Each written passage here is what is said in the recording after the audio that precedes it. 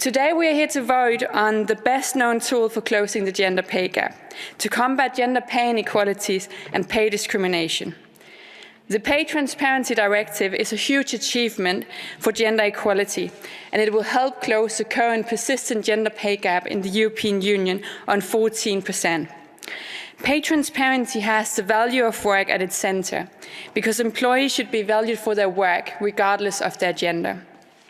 With this vote, we abolish pay secrecy contract, we strengthen workers' rights and workers' individual right to information, and we ask employers to report and to fix their pay gaps.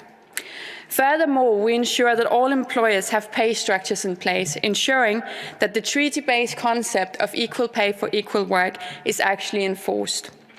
With this vote, we empower workers and we strengthen the role of social partners. I am incredibly proud to stand in this House and to say to all women in Europe, we are here for you. In fact, we can say this to all workers in Europe.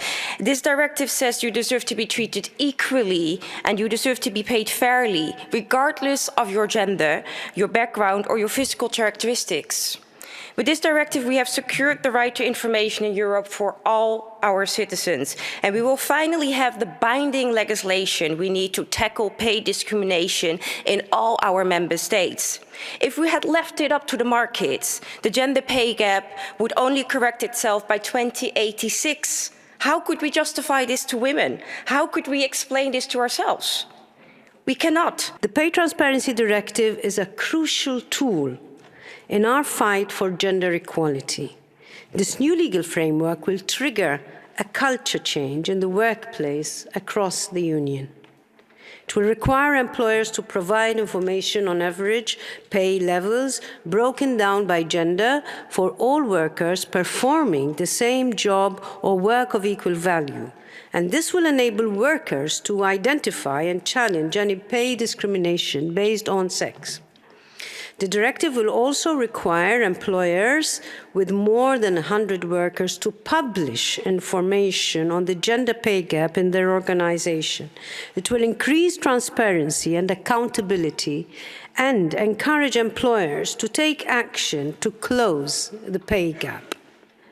Having the information on pay or gender pay gaps is not enough, of course. Workers must also have the possibility to enforce their right to equal pay if they believe they are being discriminated. This is why the directive provides for stronger enforcement mechanisms. This pay gap remains unexplained for many and cannot be linked to the individual worker, education or working time.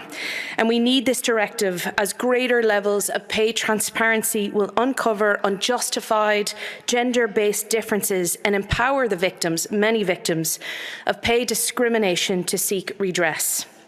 Our workers need the tools to compare salaries and ensure that they are paid equally for the work that they do, and this directive is that tool.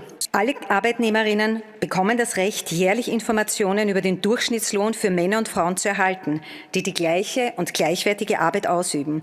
Diese Offenlegung und Transparenz wird dazu beitragen, die systematische Schlechterbezahlung von Frauen zu beenden.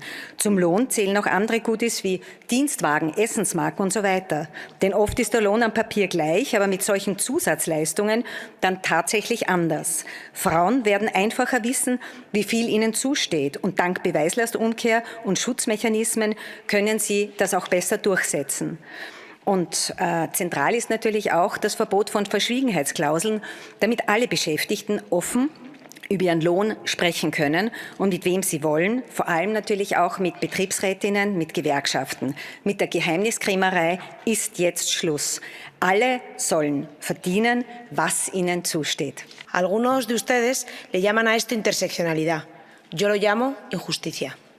Es una directiva eslogan, que nada tiene que ver el título con lo que se nos quiere colar tras ella. No se busca ayudar a la mujer, y sí introducir ideología de género en nuestras leyes, imponerse a los Estados miembros, dominar a las empresas y también nuestras vidas, para un igualamiento donde la actitud y el talento no tienen un reconocimiento. We move to the report by Ms. Kira Marie PETER-HANSEN and Ms. Samira Rafaela on strengthening the application of the principle of equal pay for equal work or work of equal value between men and women. Amendment 173, who's in favour? Show of hands. Who's against? Who abstains? Adopted. Thereby the first reading of Parliament is closed. Congratulations to the rapporteurs.